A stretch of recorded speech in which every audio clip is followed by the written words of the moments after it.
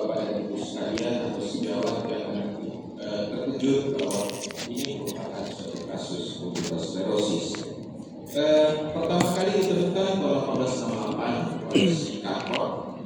Dia melihat beberapa tentara, dilihatnya kenapa ada nystagmus, kemudian kenapa ada intention tremor, dan ada telegraphic speech. Bicaranya terlalu cepat dan tulisannya itu kadang-kadang tidak mengerti, makanya dikatakan sclerosis.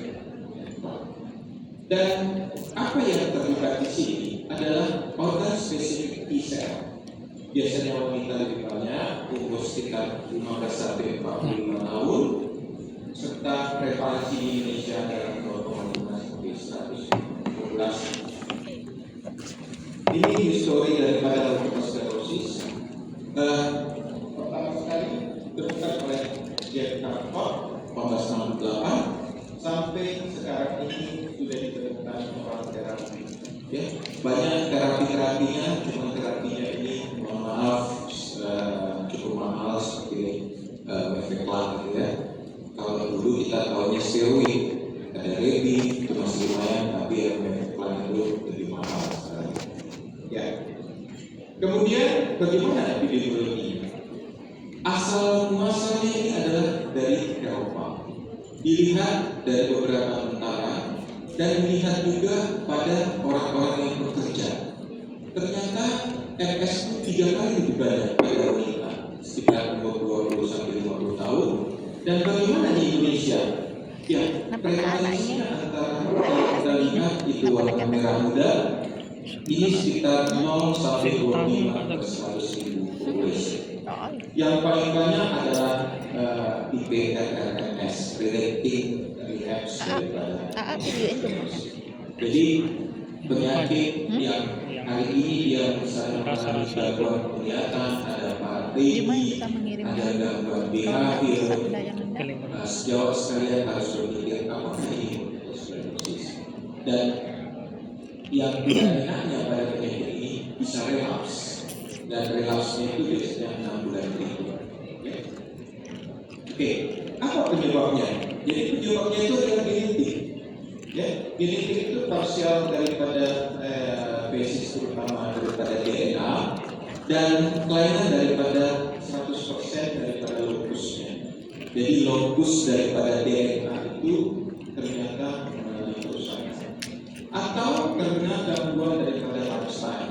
Jadi hati-hati Bapak dan Ibu yang rokok terus-menerus ya, sampai penyakit yang lain juga bisa menyebabkan sklerosis, kelainan daripada eksternal virus, kekurangan antidepresiasi vitamin B, dan orang kegemukan. Nah, bagaimana pertimbangan? Harusnya ini di definisi neurofisiologi kalau kita lihat bahwa kecepatan hantaran saraf itu adalah 400 km per jam.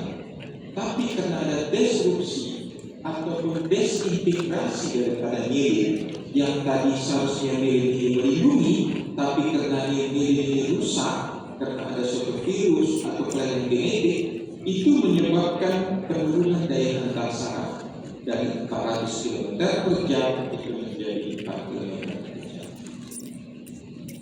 Ya, jadi tentu bertanya, apa saja variasi simptomnya?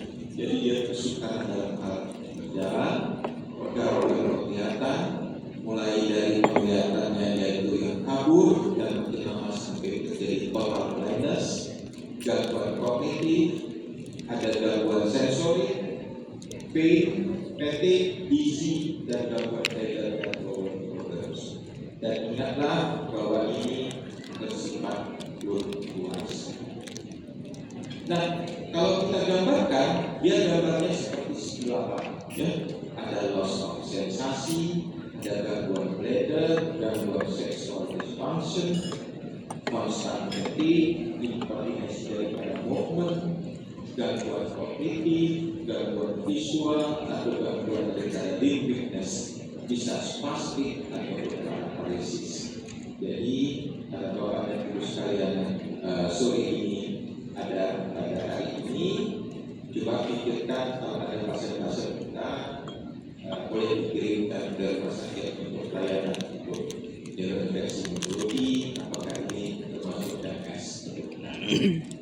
Nah, kalau kita dulu belajar bahwa menegakkan dari KMS itu dari 2017 McDonald ada list yang lebih 2 karena atau 1 kali tapi historic evidence-nya ada. Jadi serangannya misalnya ada kaki, ada luka. Ya. Kemudian atau yang dikatakan ada disseminated in space. Jadi apa itu DIS dan DID itu nanti kita akan jelaskan. Nah, sekarang 2024 itu ada 3 hal yang penting dari KPS diagnosis ini, terutama dari imaging teknik. Jadi kalau ada 7 tes MRI itu kita lihat nanti ada gambaran yang dikatakan seperti central vein sign. Jadi gambaran putih di sekitar vena. Kita harus berpikir ini merupakan suatu MS atau gangguan biomarker. Gangguan biomarker itu bisa namanya index atau INCHAN dan atau artificial intelligence aplikasi. Ya, sekarang sudah berlaku ini itu dengan Q-mental atau MRI. Jadi Bapak dan Ibu sekalian, ternyata makin lama diagnosis itu makin segera direvisi. Dari tahun 1950 Schumacher, 1980 exposure, 2015 McDonald, sampai sekarang McDonald 2024. Nah, tentu kita bertanya, apakah ada dasar penelitian? Ada. Jadi dasar penelitiannya tahun 2024 dikatakan kriteria McDonald ini lebih sensitif, lebih baik, terutama untuk late onset daripada osteoporosis.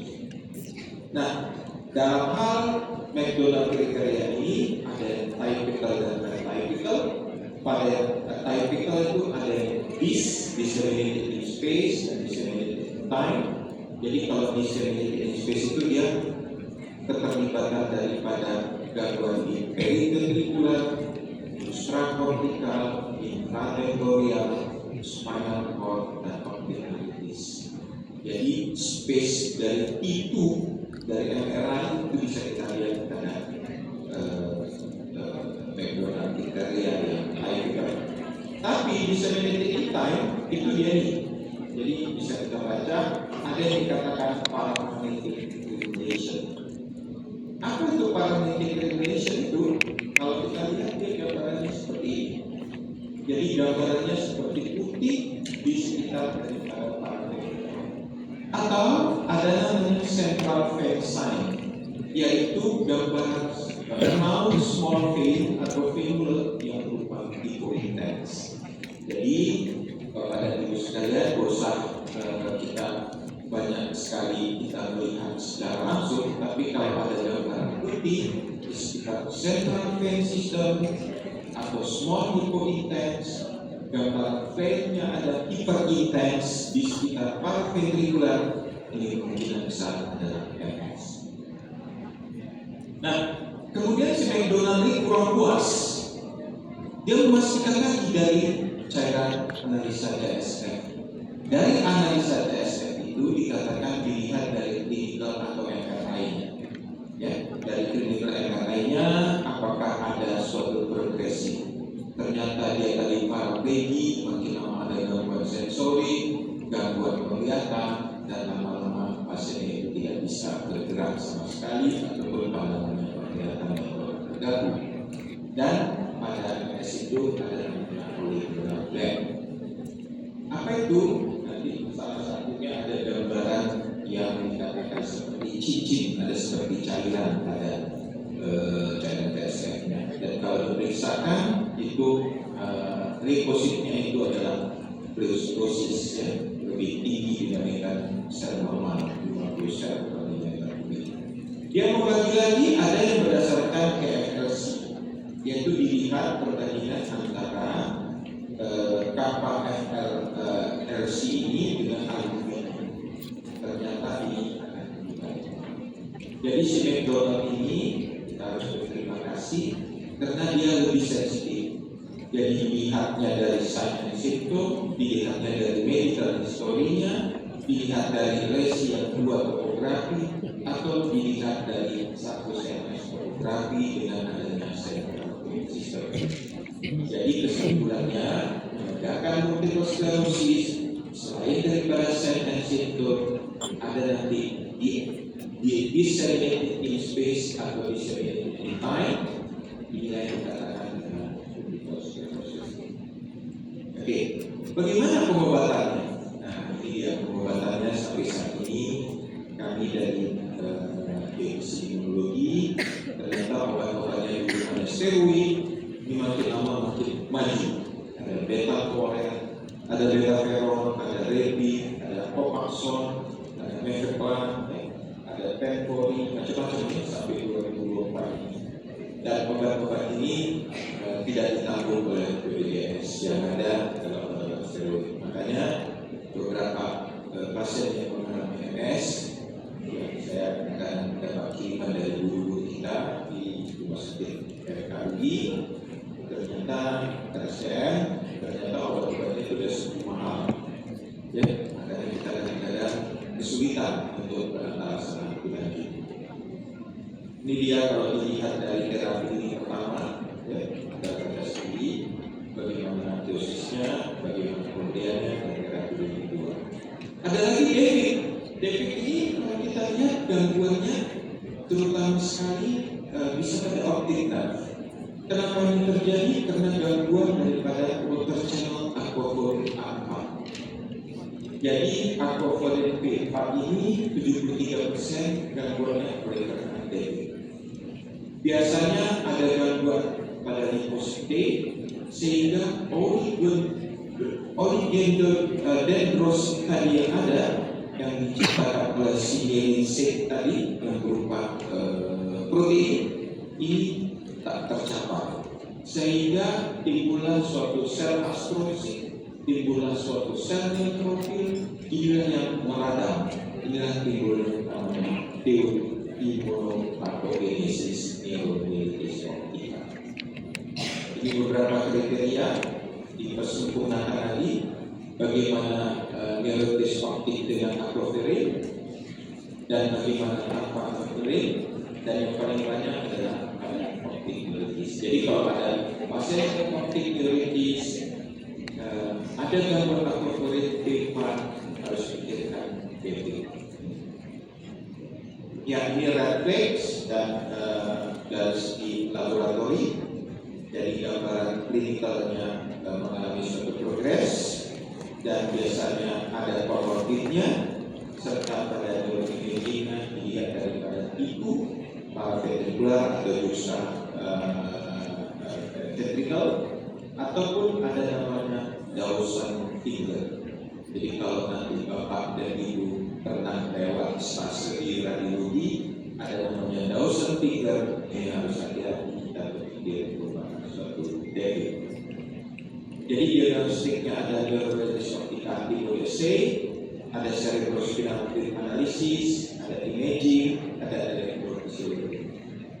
Ini gambarannya, kalau kita lihat ada gambaran putih imaging, ya, di sekitar brain state, dan ini di sekitar CPS tadi, dan ini ada pada sekitar matanya. Ini yang dikatakan optic neuritis, dan ada pada myelitis. Ya, ada mielomi.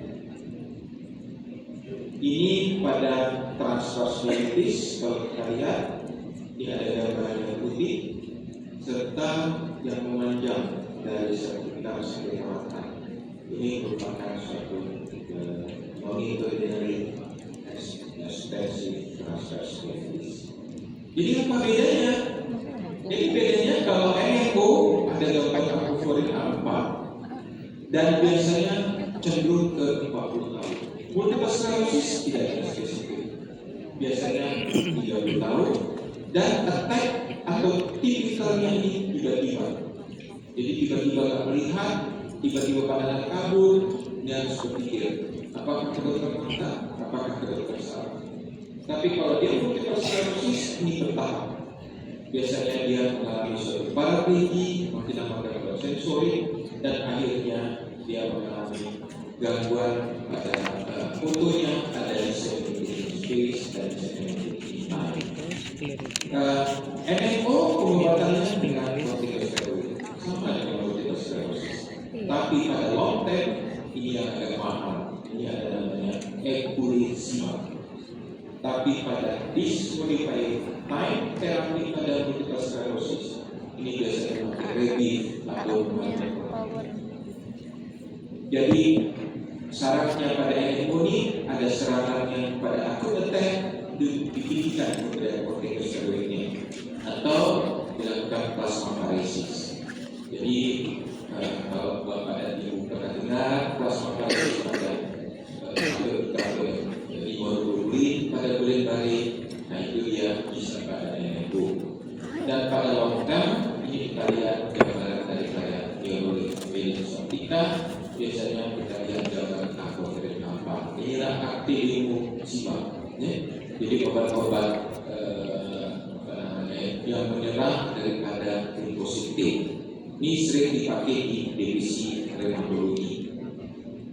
Yang tadi sebenarnya di terapinya untuk plasma exchange atau plasmapheresis diberikan 5 hari dalam 10 hari. Ya. Dan yang terakhir bahwa